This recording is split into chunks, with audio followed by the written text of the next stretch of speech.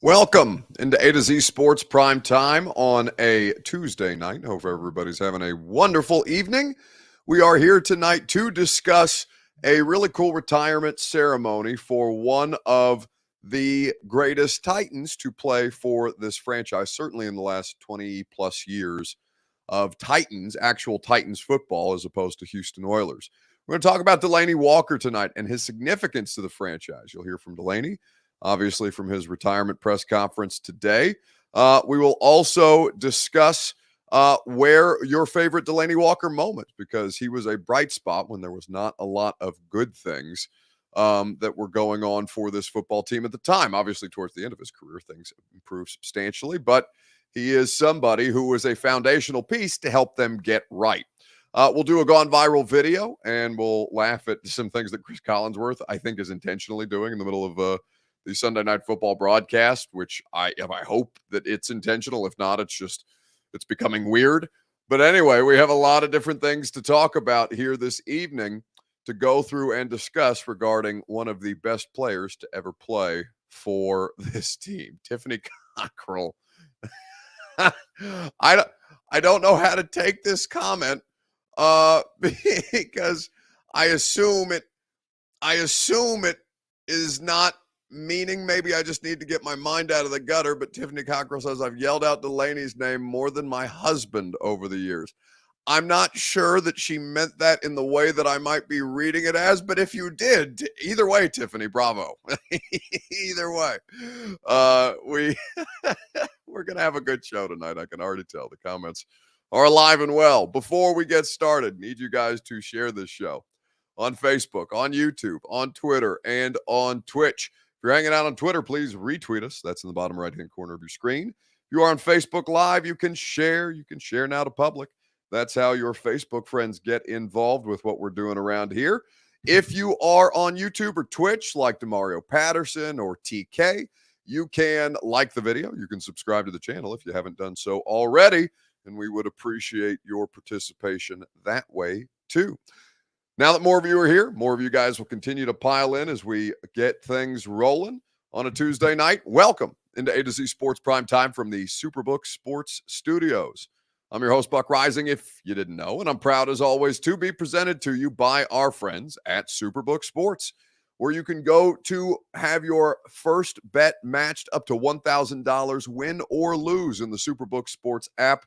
They will get you going. Superbook.com for terms and conditions. TrueMav Fitness, a new way, a better way for you to get your fitness journey started. Your first class is free when you go find out more information at TrueMavFitness.com. Two Rivers Ford, where the 2023 model year Fords are available now for you to purchase. They always make it easy and efficient. Award-winning customer service can be found at Two Rivers Ford in Mount Juliet or online at tworiversford.com. And of course, the intel edge you need to succeed in this red-hot Nashville real estate market is the Ashton Real Estate Group of RE/MAX Advantage. They have that intel edge that you need. The official real estate agent of the Nashville Predators and of me is GaryAshton.com. So, Delanie Walker's retirement press conference was today. Now, there's a lot of different emotions that are associated with Delanie. There's a lot of bad football, a lot of bad Titans football in there, where really it was only him, Jarrell Casey, and Brett Kern as the bright spots as they started to dig themselves out. There are moments like in 2019, before his injuries further derailed his career, at the first game of the season, where they are, they're going to Cleveland. They're facing the Browns. They've got Odell Beckham Jr. They've got Jarvis Landry. They've got Myles Garrett, and the Titans are heavy underdogs. They go to Cleveland and they smoke them. Delanie Walker's comments to us after the fact in the locker room were, they are who we thought they were, and it's one of the funniest moments that we've had as far as player and media interaction. There's a lot of good memories associated with Delanie, and I think that, and some that rankled Titans fans. I talked about it on the radio today. He said not that long ago that in a Sirius XM interview, I believe, that he believes he could have had a Hall of Fame career had he played with another franchise, because the Titans were not a notable franchise. He has said things in the past when he was still playing for the team about the lack of attendance and the lack of support that Titans fans were showing at the time because, I think he understood that the product was bad, but I think he was still accustomed to the San Francisco 49ers, and that's a historic fan base with a long legacy of winning, and the Titans were not that at the time. So, there's a lot of different moments in the Delanie Walker timeline that I think a lot of different people have different feelings about, but there is no disputing that he's one of the best players to ever play for this franchise across Oilers and Titans history, going back to 1960, as a matter of fact. So I want to start with your Two Rivers Ford take here on this Tuesday night in the comment section. The question that I want to start with is this: is Delanie Walker the best tight end in Titans franchise history? There's really only two names who get associated with this discussion between Delanie and, of course, Frank Wycheck, who was a part of one of the most memorable moments in franchise history and was a key piece for a lot of their early Titans success. There were not a lot of Houston Oiler tight ends across history that would be comparable to these two. There's a lot of different things that you have to look at when you associate with this, because Delanie's greatest success came as a San Francisco 49er, or greatest playoff success came as a San Francisco 49er, not as a Tennessee Titan, even though they did make the postseason a couple of times towards the end of his career, 2 times to be exact, with Mike Mularkey in 2017 and with Mike Vrabel in 2019. So is he the best tight end in the franchise's history? We're going to talk about this together. As always, made possible by Two Rivers Ford, where you go for 2023 model year Fords, because they're available right now. Two Rivers Ford always makes the vehicle process fast, easy, and enjoyable for you. Because if you have been through the car buying process before, you know that sometimes you can feel unnecessary pressure. You can feel like you're being badgered. That's not something that you will ever experience at Two Rivers, because their sales staff does not work on commission, which means they make a paycheck whether they sell you a car or not. You can go visit them at the dealership in Mount Juliet. It's very conveniently located and just about 6 miles east of Nashville International Airport. You can go online to tworiversford.com and custom order your next Ford the way that I did. Two Rivers Ford in Mount Juliet, or online at tworiversford.com. So, is Delanie the best tight end in franchise history? Stats say yes by a good bit, says George Woodward, which I do have Frank Wycheck's statistics, his Pro Football Reference, up against Delanie's, and it is really not a close statistical discussion. Now, Wycheck obviously played during a different era where the receiving totals for tight ends were certainly not not what they were for Delanie, even though Delanie was not in a super pass-heavy offense at any point across his career, or was not a focal point for a good majority of his career. So when Frank got here in I guess he got to Houston in 1995 after coming into the league with Washington, and then, of course, went from Houston to Tennessee and finished his career here at age 32. Frank Wycheck never had a season over 1,000 yards. He played fewer seasons than Delanie Walker did across his career, but obviously was with the Titans and the Oilers franchise for 2 more years than Delanie Walker was. 9 years for Frank as opposed to 7 for Delanie, who spent the first 7 years in San Francisco. He was not a heavy target. He topped out twice in 1998 and in 2000 with 70 receptions on the season, but he never averaged more than 11.9 yards per reception, which is not a huge total, understanding that the offenses were different back then. Then you hold it up next to Delanie, who topped out with a average yards per reception of 16.4 at his height. The Super Bowl season that they went on to play in, they lost to the Ravens, the Niners did, in that year with Colin Kaepernick versus Joe Flacco. But Delanie did eclipse 1,000 yards in 2015.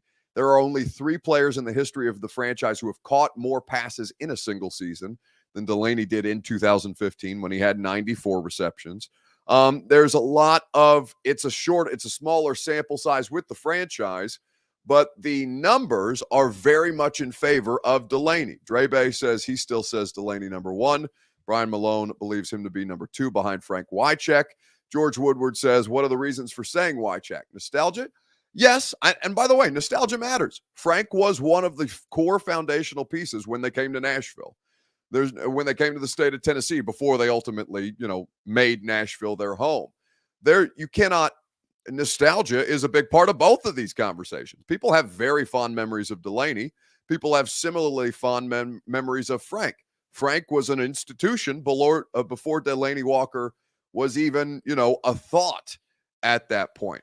I think that, depending on how long or at what point you became a Titans fan, there is an older generation that will always go with Frank. There's a more modern generation in the current Titans era of football, which goes from 1998 through the present day, where Delanie Walker will be the guy who most of you associate with the franchise's greatest success because, they didn't have a better option than him. Delanie was a matchup problem in ways that Frank never was.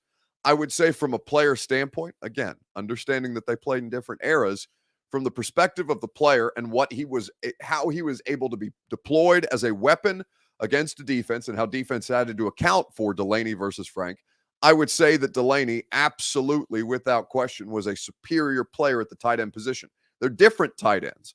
And that was something that, in his retirement press conference today, Delanie was very, very quick to point out. There's a lot of fans who would say your legacy is the best tight end this team's ever had. I don't know. Frank Wycheck, I watched Frank and some of the stuff Frank did. We two different tight ends. I can't say that I am the best because what Frank has done for this organization is great too. So I always put Frank in front of me. I would say I'm the second best.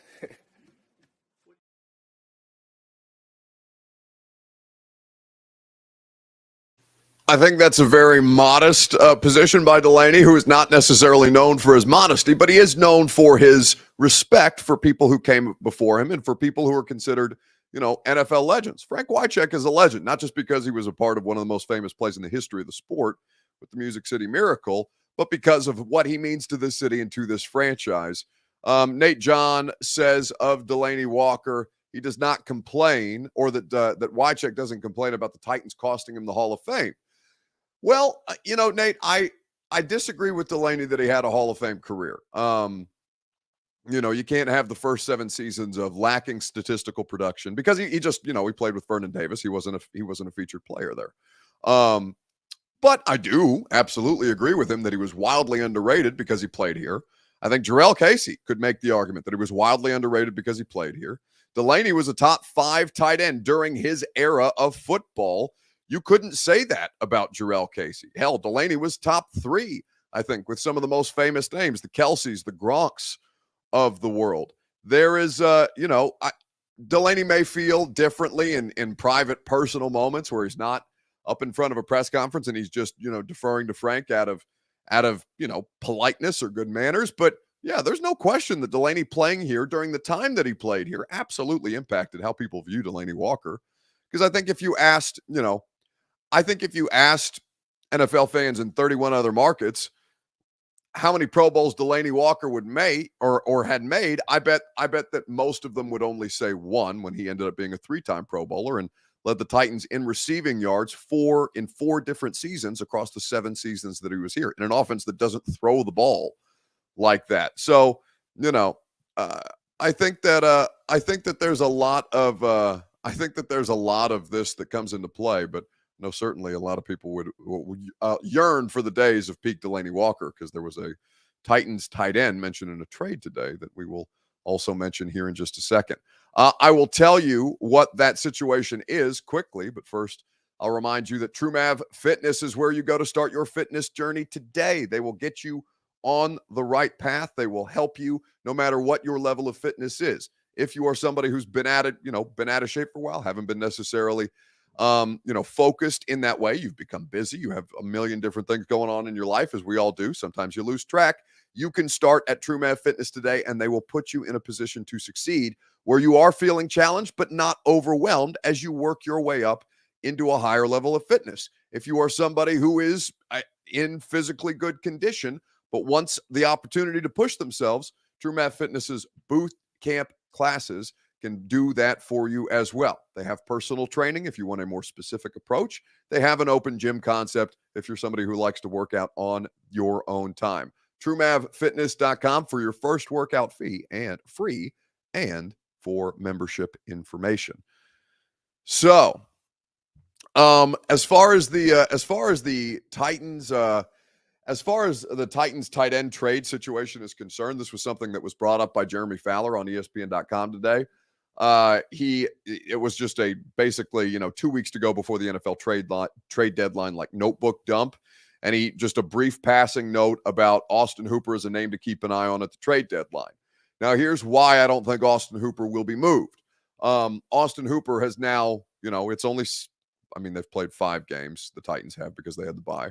So we're heading into week 7, right? And so there's still time, theoretically, for Austin Hooper to make something of himself, to continue to make money for himself, because thus far the experience has not been good. In fact, he has seen his snap count considerably decrease week after week after week in an offense where he is required to block, and he is not an adept blocker. I don't want to question his willingness. I'm not here to question his toughness, but I do think that he is not somebody who fits what they want to do. And if he's not fitting what they want to do, then they're not going to put him on the field.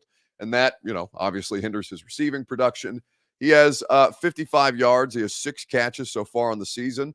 That is not any kind of an upgrade over what they were previously working with at the tight end position. And that's why I don't think that he will be traded, because who the hell would want him at this point?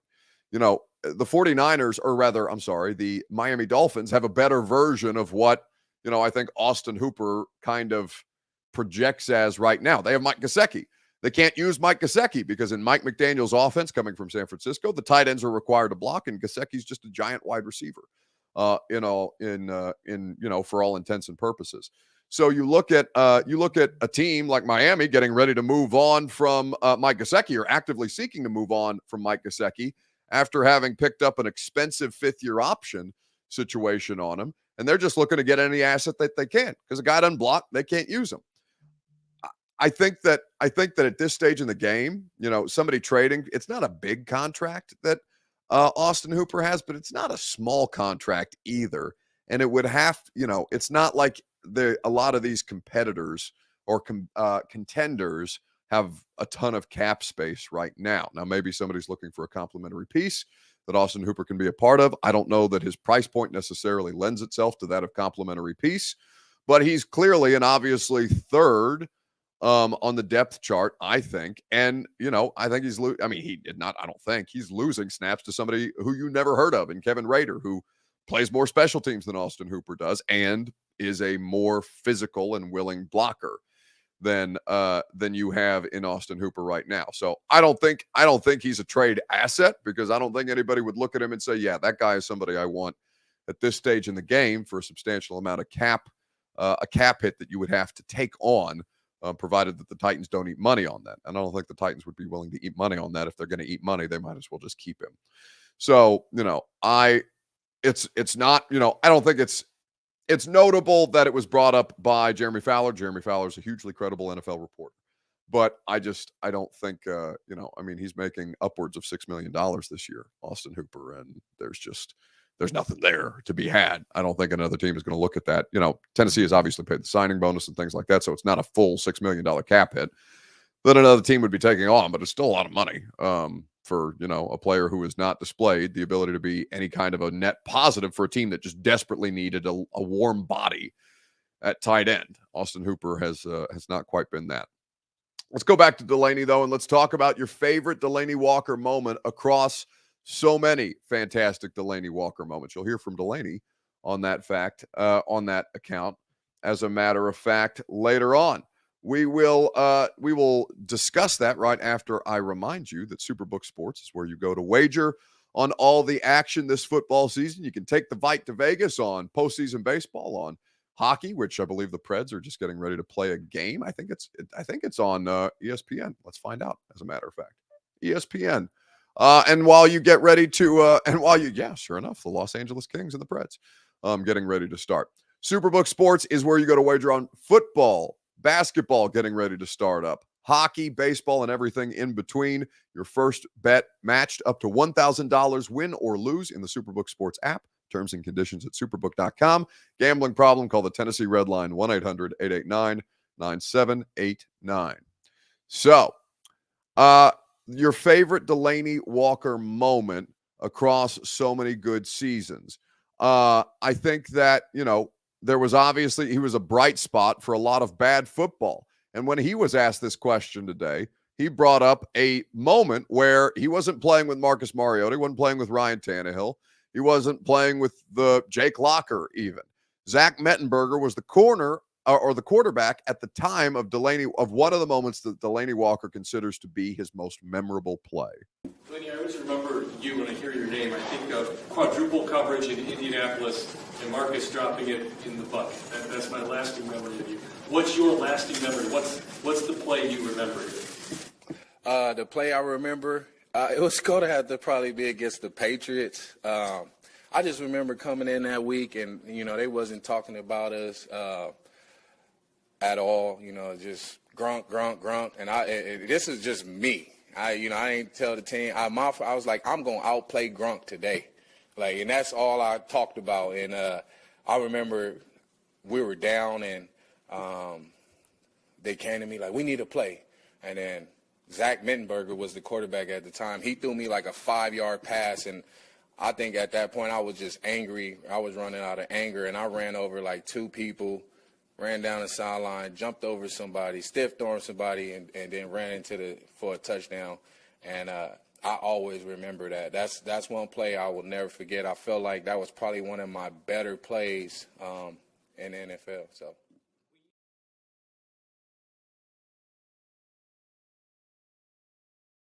So that's Delanie Walker talking about a moment that, doesn't really matter as far as wins and losses. I'm sure many of you know well that Zach Mettenberger started, I believe, 11 games and did not win a single start for the Tennessee Titans after he put on the headband and, he had the mustache and, he looked like something out of the 1970s. He looked like Uncle Rico, and he played like Uncle Rico too, right? He was not any kind of a world beater in the Met show, right? I think that Delanie remembers the moments that define him in difficult moments. And I think a lot of athletes define themselves that way. Corey Curtis, who asked him that question, brought up a moment. It was either in 18 or 19 against the Indianapolis Colts on the road where Marcus hit him in quadruple coverage. He still came up with the catch and made a gain of north of 30 yards. I believe it was one of the most impressive plays I've seen, and Delanie Walker could do that, right? There's not a lot of receivers that were the kind of matchup problem that Delanie Walker presented for defenses on any particular week. So, I think my favorite Delanie memory, man, it would have to be more media, discussion related, post-game locker room and things like that. I think Cleveland after they beat the Browns' ass in the opener of 19, Cleveland was pretty funny. I mean, for him to get up in front of us, he was clearly pissed. The Browns had been talked about all off season long. They're Super Bowl favorites. Finally, the one of the worst team that had gone winless when the Titans played them in 2017. Now all of a sudden Super Bowl contenders. And Delanie just looking straight into all of our cameras and microphones, knowing that he probably shouldn't have done it and did it anyway, saying they are who we thought they were.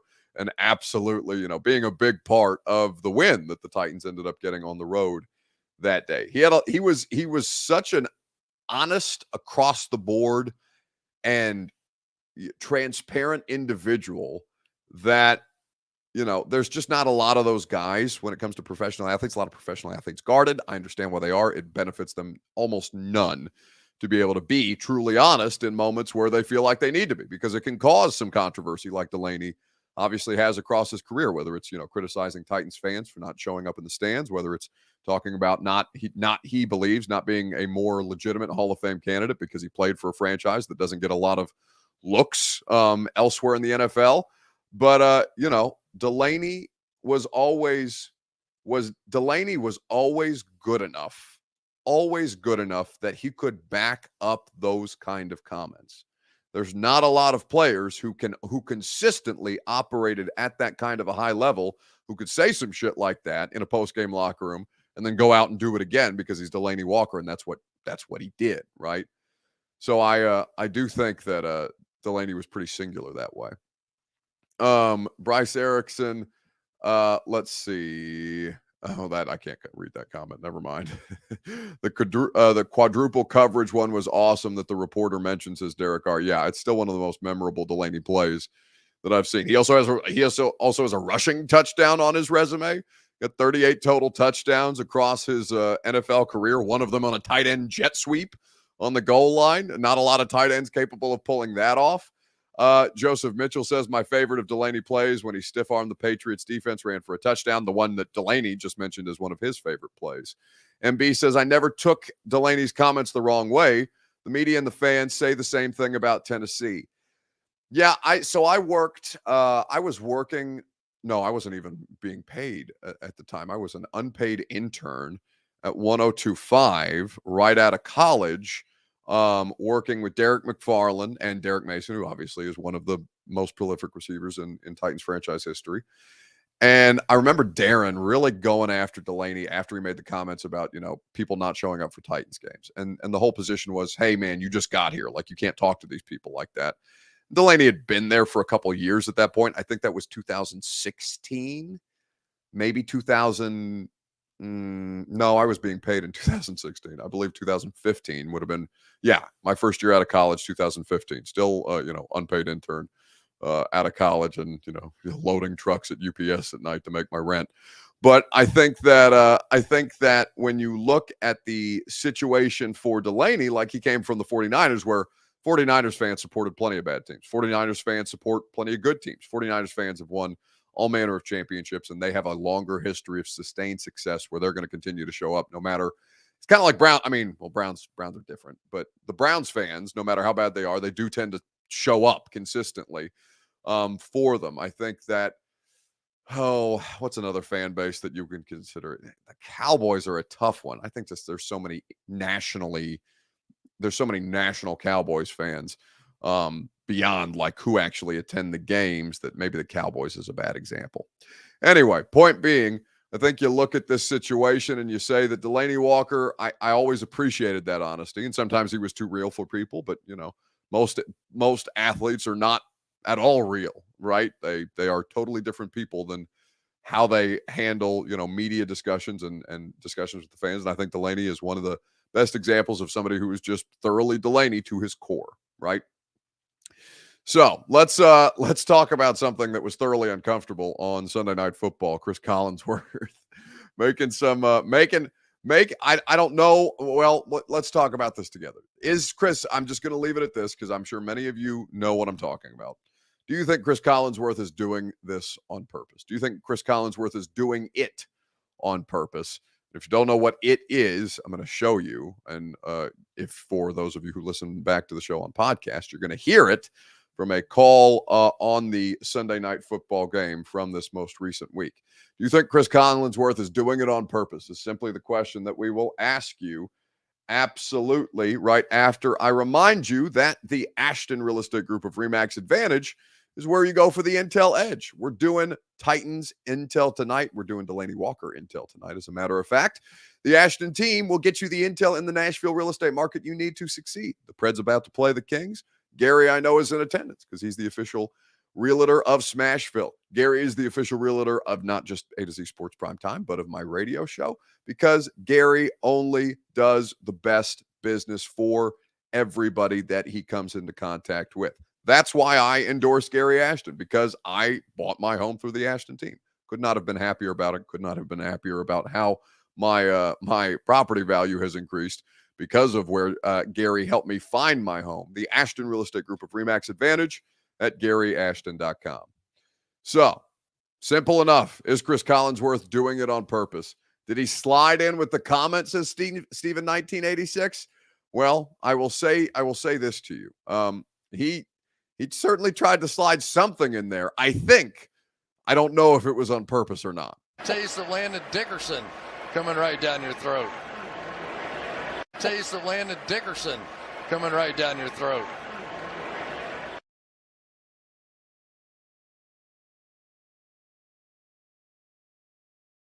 So he's talking about it's the Eagles and the Cowboys on Sunday Night Football, and he's talking about Landon Dickerson, the running back. Landon Dickerson, the running back, he says you're getting a taste of Landon Dickerson coming right down your throat, right? Now, there's a variety of different ways that you can look at this. It's not the first time that it's not the first time that a play-by-play or an NFL announcer or an announcer just generally has made a comment that they maybe didn't sound the way that they thought it sounded coming out of their mouths. Bryce Erickson says, Buck, this is a children's show. In what world? This is not a children's show. Hell, I'm on FCC safe radio and I can't even do a children's show. You think I'm doing an internet show that's safe for children? No, get out of here. Why do you think it's 9 p.m. Eastern time for most of you? So I pose again this question to you. Is Chris Collinsworth doing this on purpose? Because there's too many. Taste Landon Dickerson's obviously last name coming down your throat. There's no way that those 3 words fall into place in that exact order without at least some degree of intent. Taste of Landon Dickerson coming right down your throat. Taste of Landon Dickerson coming right down your throat.